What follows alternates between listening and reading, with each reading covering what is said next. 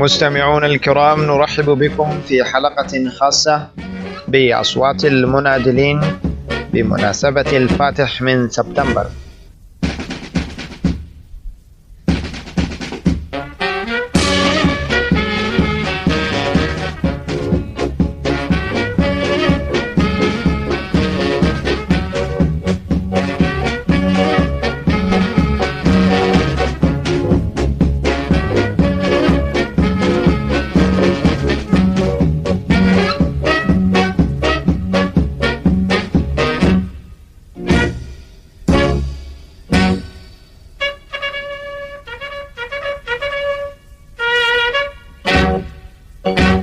الفاتح من سبتمبر، هذا التاريخ المجيد.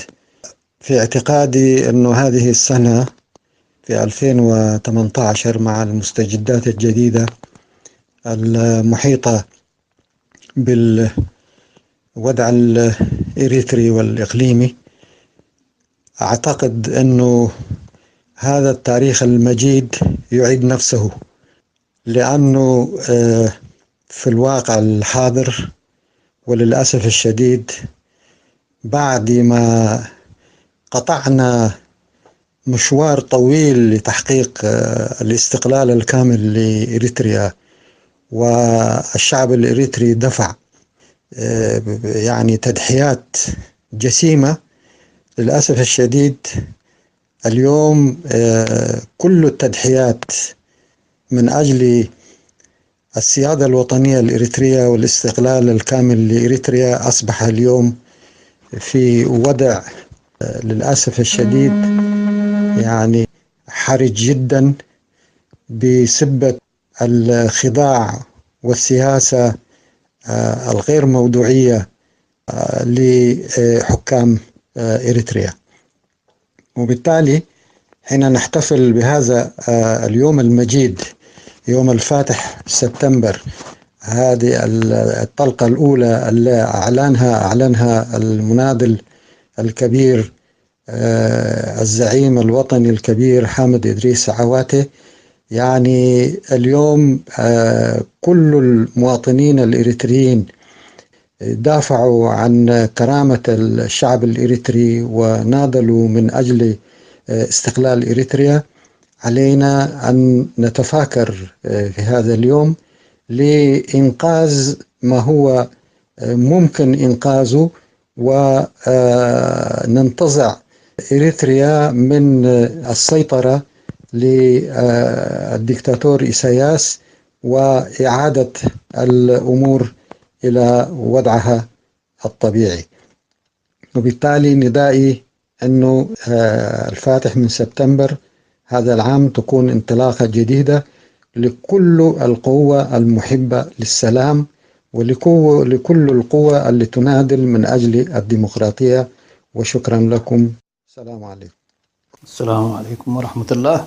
كل سنة وانتم طيبين بعيد الثورة الإريترية الفاتح من سبتمبر. عاده الله على الشعب الإريتري وقد تحرر من الطاغية وأمراده. وفي الفاتح من سبتمبر هذه السنة طعم خاص، وإن كان هذا الطعم مر كالعلقم، لأنه الشعب الإريتري نادل من أجل الحرية والاستقلال ومن أجل الكرامة، ولكن هذه الكرامة والأمل في بناء وطن حر راح أدراج الرياح مع مجيء الطاغية سياس. ولكن كما أسلفت مر كالعلقم في هذه السنة، لأنه ما شاهدناه في السنتين أو في شهرين ثلاثة كان فعلا ما لم يتوقعه أشد الناس تشاؤما، لأنه سياس باع هذا الوطن برخيص، وذلك ليس لإنقاذ نفسه، لأنه سياس وجد نفسه بعد كل الجرائم التي ارتكبها في الساحل وخلال مرحلة النضال من أجل التحرير، والتي ازدادت أضعاف عندما دخل إلى أسمرة نتيجة لنضالات الشعب الإريتري. هذه الجرائم لم تكن في الحسبان، لكن الجريمة الكبرى دلوقتي في هذه الأيام هي أنه بكل سهولة سلم هذا الوطن لإثيوبيا التي نادل الشعب الإريتري ضدها ما يقارب 50 سنة 30 سنة منها في الكفاح المسلح حاملا بندقية الشهيد حامد إدريس عواتي التي أعلنها من جبال بركة ومن جبل أدال بالتحديد وهو ورفاقه الميامين، ولم يخذلهم الشعب الإريتري. استمر النضال طيلة هذه السنوات، ولكن للأسف لم تكن النتيجة هي المرجوة. لذلك في هذه اللحظات يحس الإنسان بأنه لا بد من أن نستعيد روح عواتي ورفاقه وروح كل المناضلين الذين رووا هذا الوطن بدمائهم وأرواحهم الغالية، والشعب الإريتري الذي ضحى. نستعيد روحه ونقول لا لهذه المؤامرة الكبرى التي ما أسياس فيها إلا كومبارس ينفذ ما كان يحلم به الأمريكان من أن إريتريا لن تصلح أن تكون وطن، والإنجليز معها ودلوقتي إسرائيل. فكل هذا يتطلب أن الشعب الإريتري يستعيد روح المناضلين الأوائل ويرفع وتيرة نضاله ويقول لسياس كفى، ويستعيد المبادرة ليعيش الشعب الإريتري في وطن الوئام، وطن السلام، وطن المساواة، وطن الكرامة. والشعب الإريتري يستاهل كل هذا ولذلك أقول مرة ثانية كل سنة وأنتم طيبين، وإلى مزيد من النضال، وشكرا.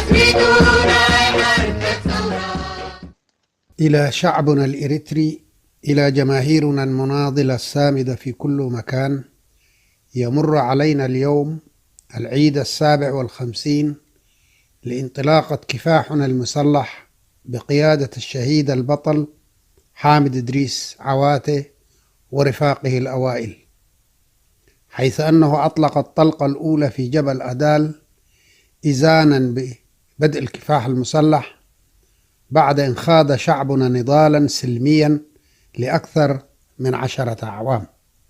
هذا وقد استمر كفاحنا ل30 عاما، قدم شعبنا خلالها قوافل الشهداء ودمارا هائلا في البنية التحتية، وكنا نأمل أن تنتهي معاناة شعبنا بطرد المستعمر، إلا أن الطغمة الحاكمة اختارت طريق آخر، وهو إخضاع شعبنا بالحديد والنار.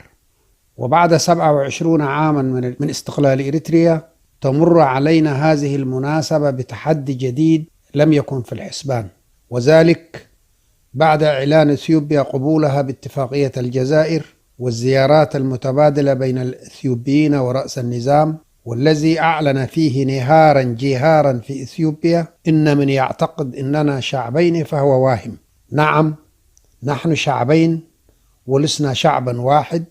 عليه يجب أن نبذل كل ما نستطيع من أجل بقاء إريتريا حرة مستقلة، وهذا يتطلب منا التضحية بكل ما تعنيه الكلمة، شيبا وشبابا، رجالا ونساء.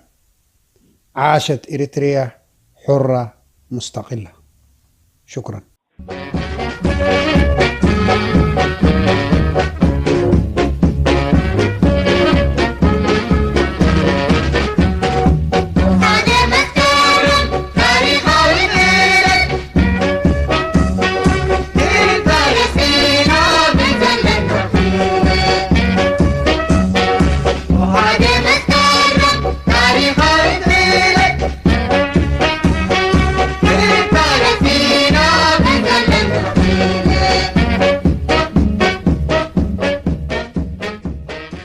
ذكرى الفاتح من سبتمبر سنة 1961 هي ذكرى عظيمة التي أعلن فيها الشعب الإريتري الكفاح المسلح بقيادة الشهيد حامد إدريس عواتي بعد أن فشلت كل محاولاته السلمية للحفاظ على حريته وكرامته. كانت إريتريا ولا زالت منذ القدم محط أنظار للدول الاستعمارية القديمة والحديثة بحكم موقعها الاستراتيجي وقربها من الممرات الدولية ومنابع البترول وإلى آخره. بعد جلاء الاستعمار الإيطالي لم تنجو من مطاردة عيون الدول الاستعمارية وعلى رأسهم أمريكا، حيث تم ربطها بالفيدرالية مع إثيوبيا بقرار من الجمعية العامة للأمم المتحدة لضمان هيمنتهم عليها وبربطها بإثيوبيا التي تعتبر حليفا أمينا لهم. هذا ومنذ الوهلة الأولى لتنفيذ القرار بدأت إثيوبيا تنتهك القرارات الفيدرالية وتقوم بتقويض صلاحيات البرلمان والحكومة الإريترية والدستور الإريتري. وهنا قامت جميع الأحزاب الإريترية في سنة 1953 وقطاعات واسعة من الشعب الإريتري بما فيهم من كانوا ينادون بالوحدة مع إثيوبيا لإيقاف هذه الانتهاكات الخطيرة بتقديم عدة مذكرات إلى المحكمة العليا والأمين العام للأمم المتحدة وإلى الإمبراطور هيلي سلاسي نفسه. وأرسل أيضا وفد خاص إلى الأمم المتحدة والذي أدخل السجن بعد رجوعه فورا. وهكذا قامت إثيوبيا بمزيد من الانتهاكات بقمع الاحتجاجات والمظاهرات السلمية والسجن والقتل. ثم أنزل العلم الإريتري في سنة 1958 وألقيت شارات مؤسسات الحكومة الإريترية واللغات الرسمية، وقامت بفرض عملائها في البرلمان والحكومة الإريترية وطردت الوطنيين. وأخيرا قامت بمسرحية إلقاء الفيدرالية والتي ألقيت أصلا من الخمسينات مدعية بأن الفيدرالية انتهت مدتها وهي 10 سنوات كما يعتقد الكثيرون بذلك، لإيهام الشعب في الوقت الذي لم يكن للفيدرالية سقف زمني محدد نهائيا. أما الأمم المتحدة التي لها الصلاحية لإلقاء الفيدرالية أو تعديلها كما تنص عليه وثائق الأمم المتحدة لم تحرك ساكنها. وهكذا وقعت إريتريا تحت الاحتلال الكامل لإثيوبيا أمام مرأى ومسمع العالم كله. وهنا لم يكن أمام الشعب الإريتري إلا المقاومة الاستعمار الإثيوبي، وتكونت حركة تحرير إريتريا ثم تلتها جبهة التحرير الإريتريا بعد أن منعت إثيوبيا جميع النشاطات السياسية لجميع الأحزاب الوطنية وصادرت كل الحقوق المنصوصة في الدستور الإريتري. هذا وبدأ الكفاح المسلح وواصلت الثورة طريقها إلى التحرير بعزم وصمود، وتحقق الانتصار بعد 30 عاما من النضال بتقديم تضحيات جسيمة مهرا للحرية والكرامة. وفي المرحلة الأخيرة من النضال سيطرت على الثورة قوة غير أمينة المتمثلة في سياسة زمرته التي خانت الشعب وحرمته من الحرية والكرامة، ويعيش حاليا في وضع مأساوي يهدد وجوده وكيانه. وأخيرا ما يمكن قوله بهذه المناسبة الجليلة هو أن الشعب الإريتري الذي هزم الاستعمار الإثيوبي وأعوانه وأرسى وحدته الوطنية عبر الكفاح المسلح قادر الآن أيضا على القضاء على نظام الخيانة والعمالة الاستبدادي، والفجر آت لا محال. المجد والخلود لشهداء التحرير، النصر للحرية والديمقراطية. عبد الله حسن.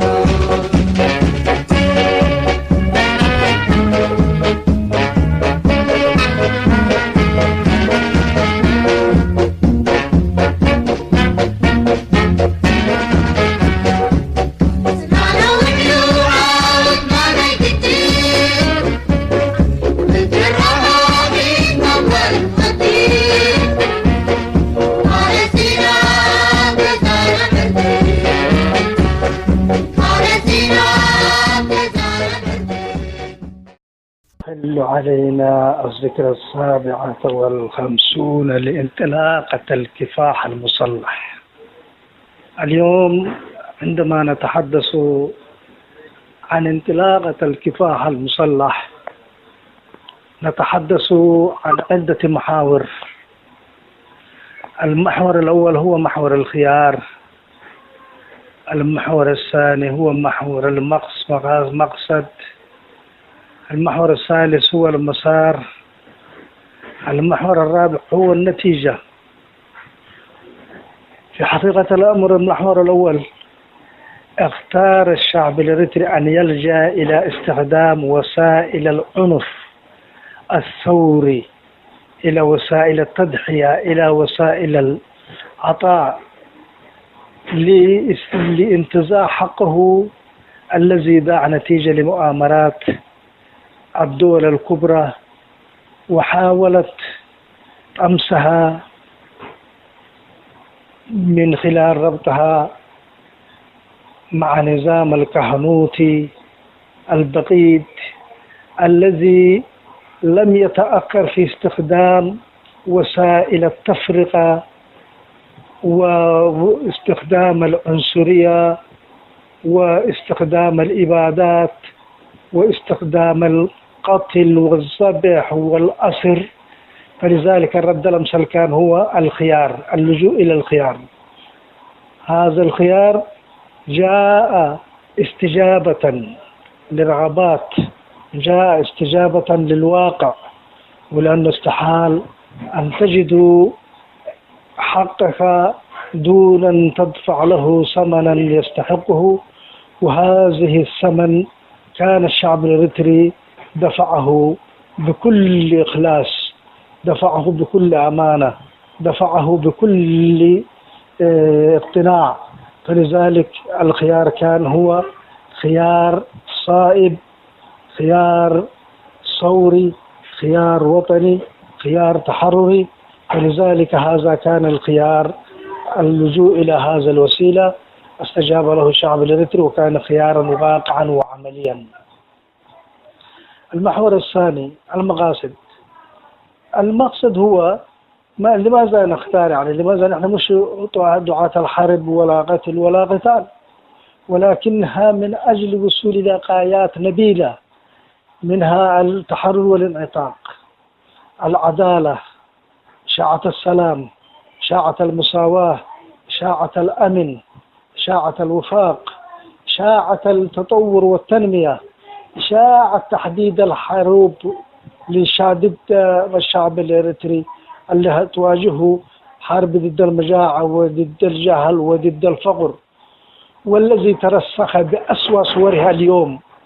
ونحن كان مقصدنا لمحاربته، كان مقصدنا لإزالته، ولكنها اليوم يتأكد لنا ترسيخه، ترسخ الجوع، ترسخ الجهل، ترسخ، بل أسوأ من ذلك، يعني إن الهجوم، الهجرة، انتزاع الناس من أرضها، من هويتها الذي كانت تطمح إليها.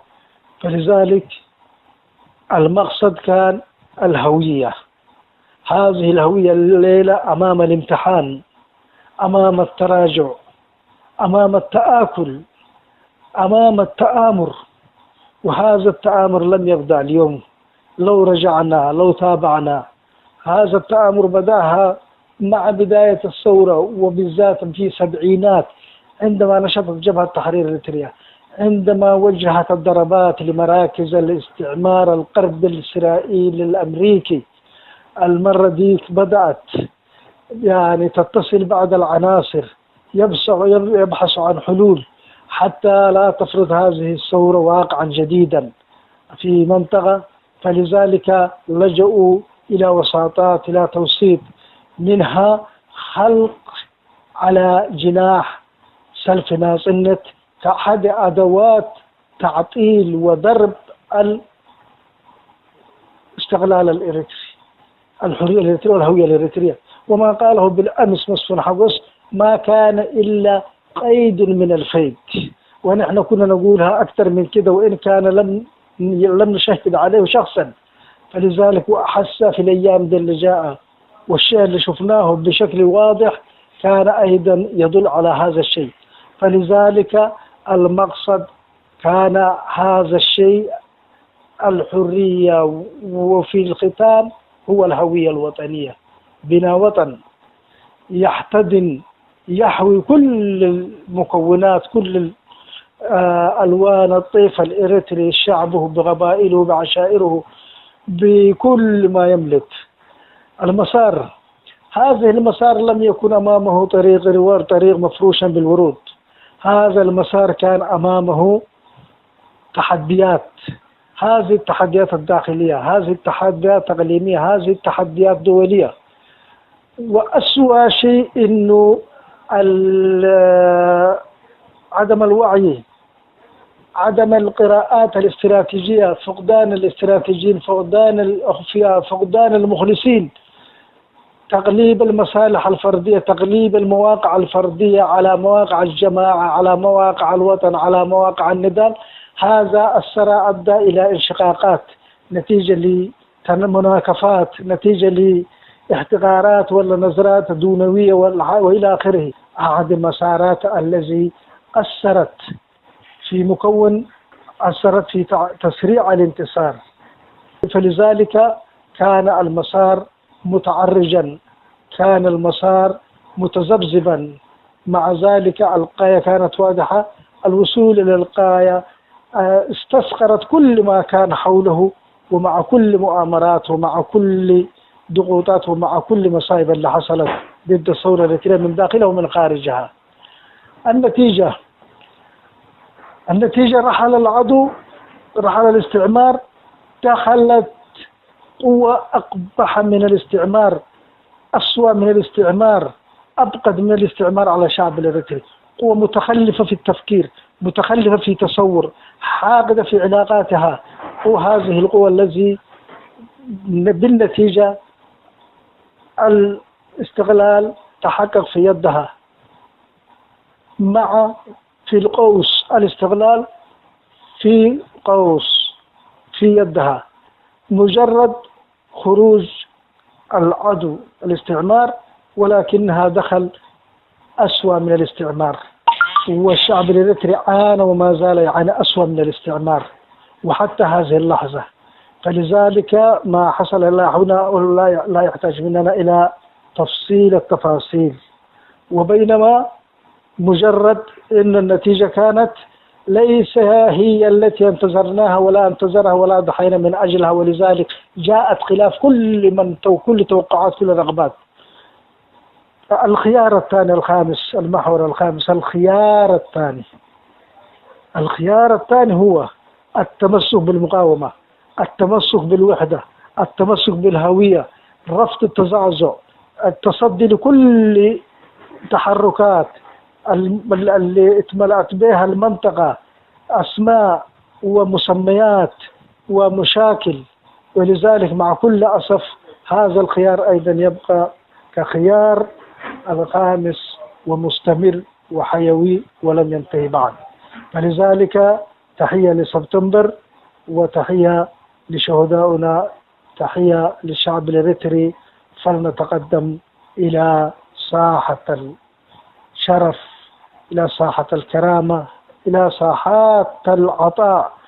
كفاية ما عانيناه من التخلف، كفاية ما عانيناه من التشنج، كفاية ما عانيناه من التنافر. فلذلك هذا الخيار يجب أن يكون في هذا الاتجاه. وتحية لكم. قصيدة بعنوان حنين الشهداء.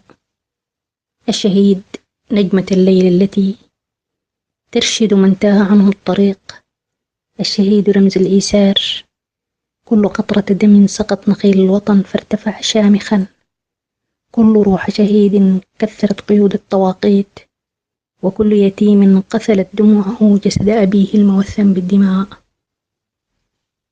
هناك أناسا سمعوا إن الوطن قال فباعوه، متى من طول نفك تستريح، سلاما أيها الوطن الجريح. علمني وطني بأن دماء الشهداء هي التي ترسم حدود وطني. يوم الشهيد وما الخيال بسادر، بئس الخيال تقوده الأوهام. يوم الشهيد طريق كل مناضل، وعد ولا نصب ولا إعلام. ستطير في أفق الكفاح سواعدا، وتطيح في سوح الكرامة هام. تبا لدولة عاجزين توهموا أن الحكومة بالسياط تدام، والويل للماضين في أحلامهم إن فر عن حلم يروع منام. وإذا تفجرت الصدور بقيزها تتفجر الألقام. إني ليخنقني الأسى ويهزني ما لاح طفل يحتبي وغلام، علما بأن دمائهم ليست لهم وبأنها للجائعين طعام. يوم الشهيد بك النفوس تفتحت وعيا كما تتفتح الأكمام. حملوا الرصاص على الصدور وأوقلوا فعلى الصدور من الدماء وسام. يوم الشهيد وكل يوم قادم سطره كيف الجود والإكرام. وأتى زمان من مكارم أهله السجن والتشريد والإعدام.